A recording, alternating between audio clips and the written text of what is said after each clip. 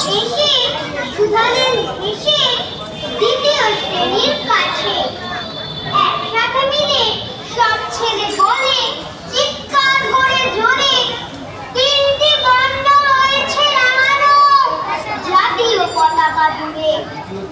শ্রেণীর পেছনে বেঞ্চের কোণে শিশু ছিল এক মুখে, পতাকার মাঝে ৫-৬ আছে বলল হাসি।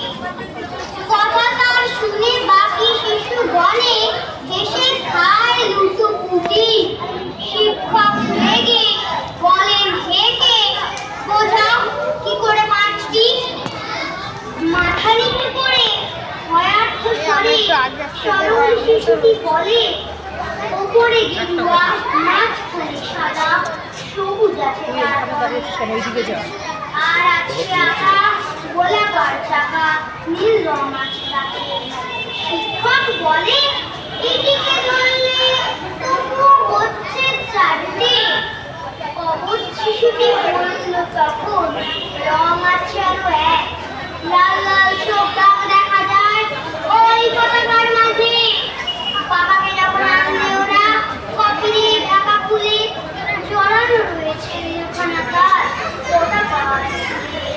রক্তের দাগে ছিল লাল ছোপ ওই পতাকার মাঝে। এই নিয়ে মোট হলো ৫টি। এবার তো ঠিক আছে। সরল শিশুটির জবাবখানি কাঁপিয়ে দিল বুক, অশ্রু এল নয়ন ভরে শুকনো গোলানো।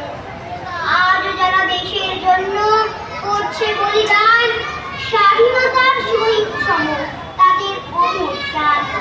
হয়েছে স্বাধীন, এগিয়ে গেছে ৭০টি বছর, দেশ বাঁচাতে যাচ্ছে যে প্রাণ, রাখছি কি তার খবর? নমস্কার।